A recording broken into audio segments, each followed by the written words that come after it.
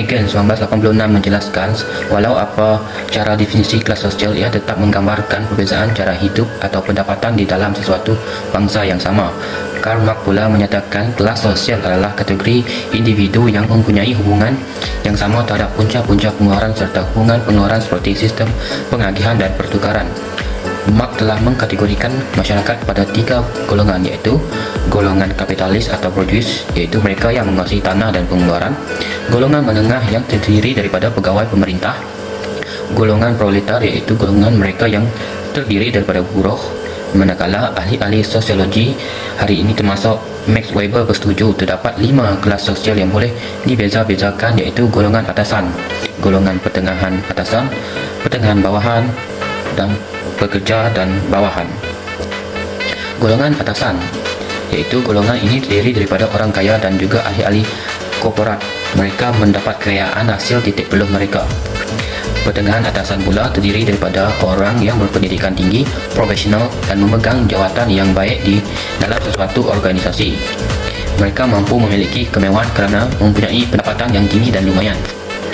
Kelas pertengahan bawahan, mereka yang terdiri daripada lulusan sekolah menengah dan sedikit pemegang sijil dan diploma. Mereka ini tidak sehebat seperti golongan pertengahan atasan, namun mereka mempunyai tumpuan terhadap pendidikan anak-anak mereka dengan harapan anak mereka mempunyai masa depan yang lebih baik dan terjamin dengan adanya pendidikan. Kelas pekerja terdiri daripada pekerja kolah biru yang mempunyai latar belakang pendidikan, sebagai contoh PMR sehingga SPM. Kebanyakan mereka bekerja dengan menggunakan kemahiran yang ada seperti buruh binaan, tukang paip, pekerja kilang, pemandu kenderaan dan sebagainya. Golongan bawahan terdiri daripada mereka yang mempunyai kelulusan yang amat rendah dan ada juga yang tidak pernah langsung melalui pendidikan secara formal. Ada juga di antara mereka menjalani kehidupan seperti makan pagi, kais pagi, dan makan petang, kais petang.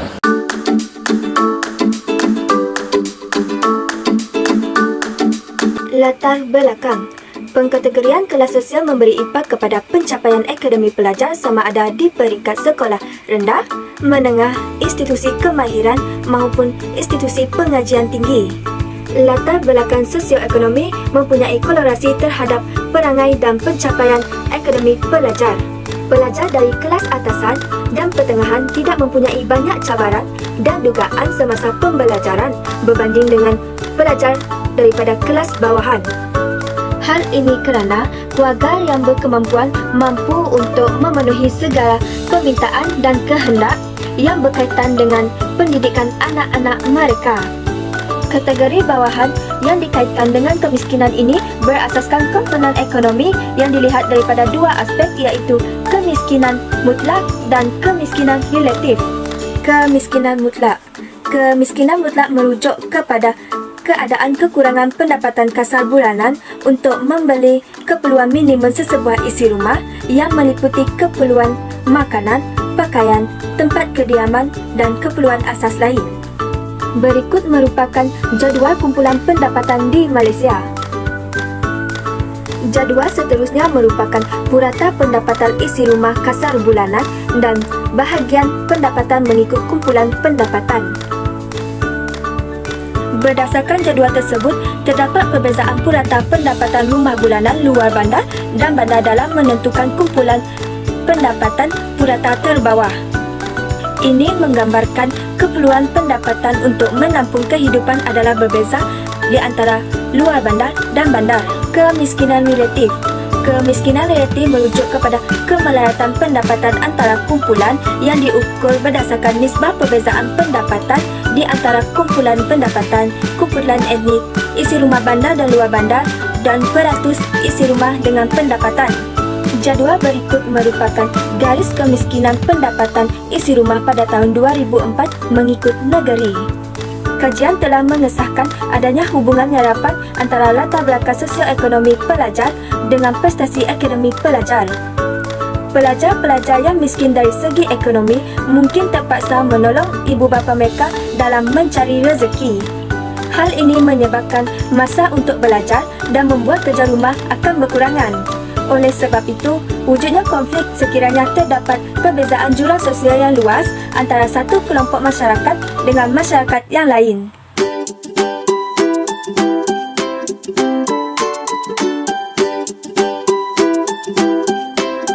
4 faktor kelas sosial yang mempengaruhi pencapaian akademik. Yang pertama iaitu ekonomi. Ekonomi keluarga yang dikelaskan sebagai kelas bawahan atau kurang berpendapatan tidak mampu untuk membeli keperluan untuk anak mereka bersekolah seperti pakaian, alat tulis dan bahan rujukan. Tidak sama dengan keluarga yang berpendapatan tinggi. Hal ini akan mengakibatkan mereka berasa rendah diri dan terasing, dan situasi ini diakibatkan jurang pendapatan keluarga. Yang kedua ialah faktor kesihatan. Kesihatan yang baik merupakan faktor penting di dalam kehidupan pelajar.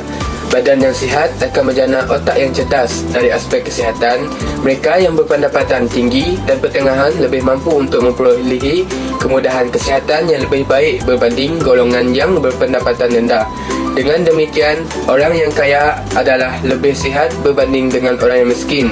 Terdapat kajian yang menunjukkan mereka berpendapatan rendah lebih mudah mendapat penyakit seperti serangan jantung, kencing manis, darah tinggi dan kanser berbanding dengan orang yang kaya.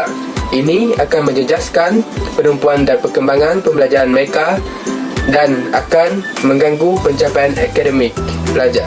Yang ketiga, tempat tinggal. Suasana yang kondusif amat penting di dalam proses pembelajaran. Akan tetapi, suasana sebegini tidak dapat dikecapi oleh pelajar daripada golongan bawahan. Kebanyakan daripada mereka tinggal di rumah yang sempit dan ada juga pelajar tinggal di rumah yang tidak mempunyai kemudahan asas seperti bekalan air dan elektrik. Hanya lampu minyak tanah digunakan semasa mereka menelaah pelajaran pada waktu malam, dan kemudahan pergi dan sungai untuk mandi dan membasuh pakaian berbanding keluarga yang berpendapatan tinggi yang serba lengkap dengan pelbagai teknologi. Yang keempat ialah struktur keluarga. Kebanyakan pelajar daripada keluarga atasan dan menengah mempunyai ahli keluarga yang tidak ramai. Ada di antaranya merupakan anak tunggal di dalam keluarga. Ini adalah kerana ibu bapa mereka telah didedahkan kepada program merancang keluarga. Bagi pelajar dalam kelompok kelas bawahan pula, ahli keluarga mereka agak ramai. Adik-beradik yang ramai ini menyebabkan ibu bapa mereka tidak dapat memberi sepenuh perhatian kepada setiap orang anak. Fokus hanya untuk mencari duit bagi menampung keluarga bagi sesuap nasi. Kebanyakan pelajar berdikari sendiri untuk pembelajaran mereka. Pelajar yang mempunyai jati diri yang kuat dan mendapat sokongan daripada keluarga akan berjaya dalam pelajaran, walaupun di dalam kehidupan yang miskin dan naif.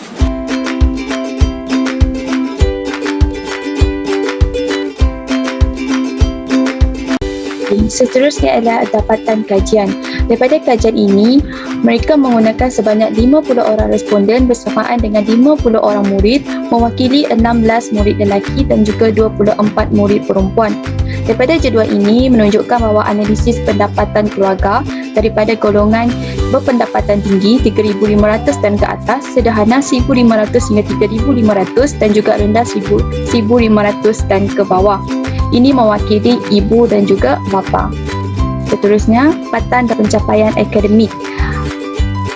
Dari sini dapat dilihat bahawa golongan yang berpendapatan tinggi mempunyai peratusan pencapaian bahasa Inggeris yang baik dalam persekolahan, yang mana menunjukkan bahawa 67% daripada 50 orang pelajar yang dijadikan sebagai responden dalam kajian ini menunjukkan bahawa mereka mempunyai peratusan tinggi dalam penguasaan bahasa Inggeris berbanding dengan pelajar yang berpendapatan ibu bapa yang berpendapatan rendah dan juga sederhana.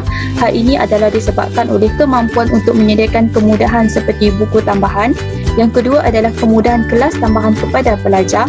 Yang ketiga ialah ibu bapa atau ahli keluarga yang berpendidikan tinggi. Yang seterusnya adalah matematik. Matematik yang mana menunjukkan tahap penguasaan untuk ketiga-tiga kategori pendapatan ibu bapa adalah tahap penguasaan mereka adalah sama-sama rendah.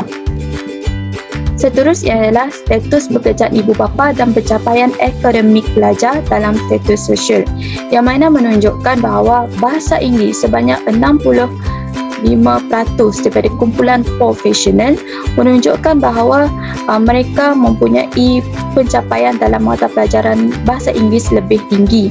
Hal ini adalah disebabkan oleh gaya hidup seharian yang tersusun, cara belajar yang berjadual dan juga disokong oleh faktor kewangan. Seperti untuk matematik, peratusan terendah ialah 83%, iaitu ibu bapa dalam perkhidmatan awam. Untuk kaitan aspirasi ibu bapa terhadap pencapaian akademik pelajar menunjukkan bahawa golongan ibu bapa profesional lebih memberi tumpuan berbanding ibu bapa sektor awam dan kategori tidak pasti. Ini adalah disebabkan oleh pendidikan akademik yang tinggi. Seperti yang nyatakan tadi, apabila ibu bapa memiliki pendidikan yang lebih tinggi, maka mereka mahukan kehidupan ataupun keinginan mereka untuk melihat anak-anak mereka berjaya seperti mereka ataupun lebih kepada mereka adalah lebih tinggi. Hal ini juga adalah disebabkan oleh mereka ingin memastikan bahawa anak-anak mereka mempunyai kehidupan yang sama seperti mereka ataupun lebih baik daripada mereka. Yang kedua adalah untuk membolehkan mereka mempunyai hala tuju dalam pencapaian akademik yang baik kepada anak mereka.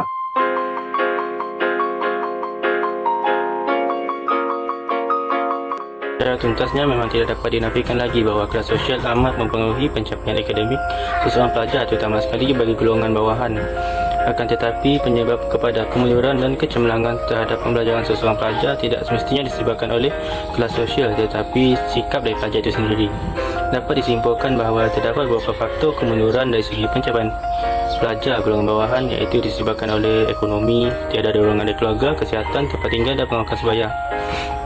Bukan sahaja dari faktor sosioekonomi, malah institusi pendidikan juga mempengaruhi kelemahan pendidikan pelajar, iaitu kelemahan dan ketidaksedaran guru, kefahaman guru yang rendah tentang kandungan kurikulum, latihan yang tidak setimpal serta sikap guru yang pasif turut menjejaskan prestasi akademik pelajar.